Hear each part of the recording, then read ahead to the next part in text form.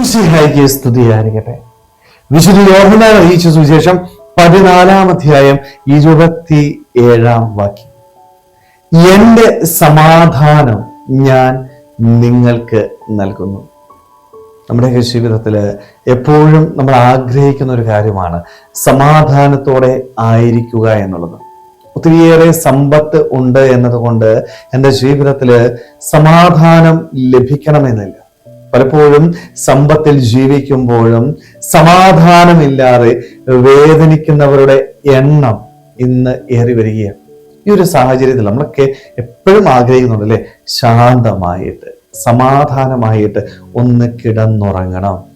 പലപ്പോഴും പല ടെൻഷനിൽ ജീവിക്കുന്ന വ്യക്തികളാണ്.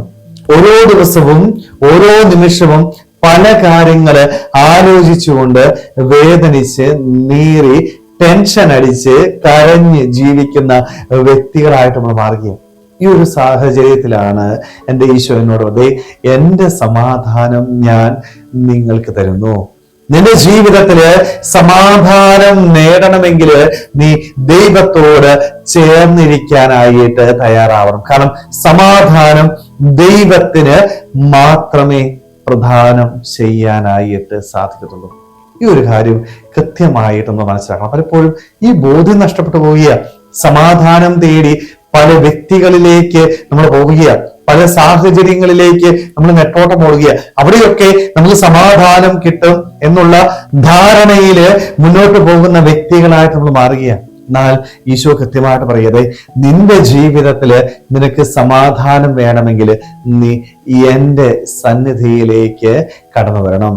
എന്നോട് ചേർന്നിരിക്കാനായിട്ട് നീ തയ്യാറായാൽ മാത്രമേ നിന്റെ ജീവിതം സമാധാനം നിറഞ്ഞതായിട്ട് മാറുകയുള്ളൂ. സ്നേഹമുള്ളവരെ, നമ്മുടെയൊക്കെ ജീവിതത്തില് ഈ സമാധാനമുണ്ടോ എന്ന് ആത്മശോധന ചെയ്യുവാനായിട്ട് നമുക്ക് സാധിക്കണം. ഈ ലോക സുഖങ്ങളുടെ പിന്നാലെ പോയി, സമ്പത്തിന്റെ പിന്നാലെ പോയി, അല്ലെങ്കിൽ സ്ഥാനമാനങ്ങളുടെ പിന്നാലെ പോയിട്ട് ഈ സമാധാനം നേടിയെടുക്കാമെന്ന് നീ ചിന്തിക്കരുത്. അല്ലെങ്കിൽ ഈ ലോകത്തിലെ പല വ്യക്തികളുടെ പിന്നാലെ പോയാലും നിനക്കൊരിക്കലും ഈ സമാധാനം നിന്റെ ജീവിതത്തില് നേടിയെടുക്കാനായിട്ട് സാധിക്കത്തില്ല. സമാധാനം വേണമെങ്കിൽ നീ ദൈവത്തോട് ചേർന്നിരിക്കാനായിട്ട് തയ്യാറാണ്. കാരണം സമാധാനം ദൈവത്തിന് മാത്രമേ പ്രദാനം ചെയ്യുവാനായിട്ട് സാധിക്കത്തുള്ളൂ. സ്നേഹമുള്ളവരെ, അതുകൊണ്ട് നമ്മുടെ ജീവിതത്തിലും സമാധാനം നേടിയെടുക്കാം. ദൈവത്തോട് ചേർന്നിരുന്ന് ഈ ഭൂമിയിൽ എപ്പോഴും സന്തോഷത്തോടുകൂടി ജീവിക്കുവാനായിട്ട്, അവൻ നൽകുന്ന സമാധാനം ജീവിതത്തിൽ നേടിയെടുത്തുകൊണ്ട് ശാന്തമായിട്ട് എപ്പോഴും ജീവിക്കുവാനായിട്ട് നമുക്ക് ഓരോരുത്തർക്കും ആത്മാർത്ഥമായിട്ട് ആഗ്രഹിക്കാൻ പരിശ്രമിക്കാം. ദൈവം നമ്മളെല്ലാവരെയും സമൃദ്ധമായിട്ട് അനുഗ്രഹിക്കട്ടെ. ആമേൻ.